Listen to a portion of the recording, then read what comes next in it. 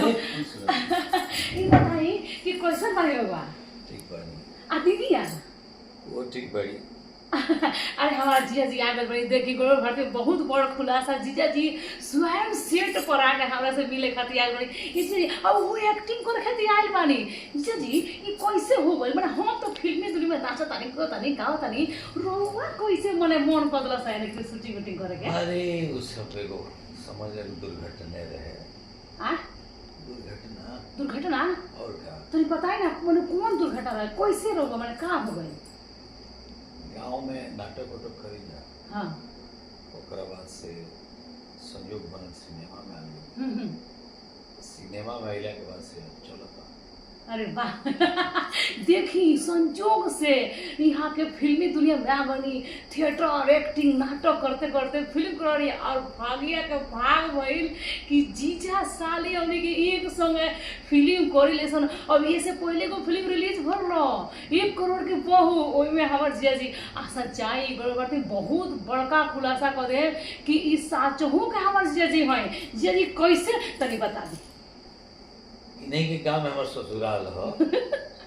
जानते बानी लोग ससुराल के हिसाब से साली नहीं हुई। हाँ अगर जमुना जिला जवार मान ली सिवान जिला में ससुराल हो तो पूरा सिवान जिला ही ससुराल हो गई कैसे जी ऐसे ना मानू तू मैंने ऐसा कहता कि कोई को लोग खिसिया जाए काहे खिसिया लोग। अच्छा बताएं जरा डिस्ट्रिक्ट में हमें दूर दूर रहेला कोनो दूसरा से मतलब दिल्ली पहुंच गनी के उससे बातें होके लगल तो अगर कौना जगह घर हो तो रुआ कहम कि भाई हमर सिवान जिला अगर वो पार्टी के कोई अरे वही तो हमर ससुराल हो भइल कि ना लोग ना कहेला। अच्छा ही बताओ हाँ कौना आटा के तू रोटी खा लू आए हम 20 साल से यही देखता नहीं। अरे बाप रे बाप हमहू गेहूं के माने आटा के रोटी खाई ले उहे गेहूं जौन गांव में एकदम खाटी लेकिन अब तनी घबराता जैसी अब तो शूटिंग के पता ना कौना डिजाइन के आटा रहता गेहूं रहता अब बॉम्बे के माने अब तनी घबराता सिस्टम कुछ बिगड़ जाता। मिक्स्ड आटा खा हाँ उसमें चना डालो मल्टीग्रेन हाँ मल्टीग्रेन वाह अब देखिए शहर में रहेगा तो मल्टीग्रेन खाए पड़े गांव में तो एगो गेहूं एक लौता एकदम फिट रखेला का जी पहले गांव में लोग मड़ुआ बजरा ज्वारी टमुनी हाँ कोदो ये सब खाओ खाली गेहूं चावल फ्रेश ना अब मकई के भातू खाइले बनी हो मकई के रोटी मकई के दारा मकई के भुजा मकई के भात वो तो बहुत सतुआ उत्तम। एक बार हमरा के तरफ सवाल कहते हैं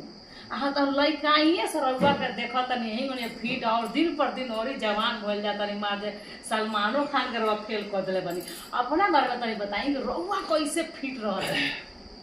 एक ही गो मंत्र बा जौन मिले वो खा लो और बढ़िया से शांति से भगवान के ध्यान रखो। बाकी शरीर तो सबका गलत है गलत नहीं फिर और फिट होता है गड़बड़ाता है देखी आ कहता नहीं जौन तौन तू खा लो ऐसे कैसे तू तो गड़बड़ा जाए कौन चीज तो मैंने बड़ा वाइप कर देला पेटे झड़ लगला ऐसे कैसे खा कम खा पानी ज्यादा पियो कच्चा रोज एगो फल खाई करो जौन भी मिले गाजर होके खीरा होके ककड़ी होके तो सस्ता बा। अरे हम तो मिलते नहीं दुर्लभ हो गल बा जैसे जाता नहीं दुकान खुले से पहले निकल जाता नहीं और दुकान बंद हो तब जाता नहीं। अब तो कोई तो प्रोडक्शन तो रख लिया नहीं खेल दे एक जब कहा नहीं सोरल लिया के सेव दे देला सब तब से हम ना मंगाई थे अब किने तो अपने हाथ से आई स्टाफ बॉय बाय बात ना गरीब आर्टिस्ट हैं। अच्छा तू गरीब बड़ू हां गरीब आर्टिस्ट हैं इतना ये तो शूटिंग वाला का तो यहाँ का हमने के जीजा जी है आज आए बनी बहुत बढ़िया यहाँ का नाम है विनोद मिश्रा जौन की सिवान बिहार से है या मऊ सिवान से है रिश्ता में हमने के वैसे भी सगा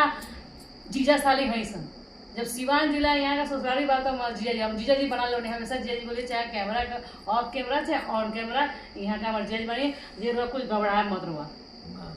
जीजा तो जीजा चेंज ना होगा के चाहिए पूरा गौरव भारती के न्यूज पर बोला था बिल्कुल बिल्कुल प्यार कम ना होगा के चाहिए। अरे हम तो कहते नहीं तो यहीं बढ़त रहो आगे बढ़ो खुश रहो स्वस्थ रहो तार ना हो के हर बेटा खूब बेघरी अच्छा सुनने वाली की बहुत बढ़िया म्यूजिशियन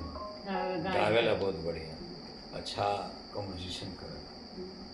बाकी माता रानी कृपा बना रहे। बड़ा जिया जी एकदम रेहा लगा के बोली बड़ा पीस पीस के हमार दीदिया बड़ी किस्मत वाली बाड़ी कि ऐसा दूल्हा भेटाइल बाड़ी वहाँ के दीदिया के एक बार कैमरा के अपना गर्भवती के चरण से प्रणाम कर दनी जिया जी एकदम स्वस्थ रखे घरे जाते सेवा कर दीदी अनु एकदम जिया जी के कोनो कमी ना होनी चाहिए जहाँ शिकायत आ गई जिया जी की तरफ से कि तार दीदिया देखभाल निमन नहीं करत तो हम गड़बड़ भारत में खुलासा कर दें प्रणाम जिया जी प्रणाम नाश्ता भेज दनी आगे नाश्ता करियो हाँ, ठीक हाँ, न भेज।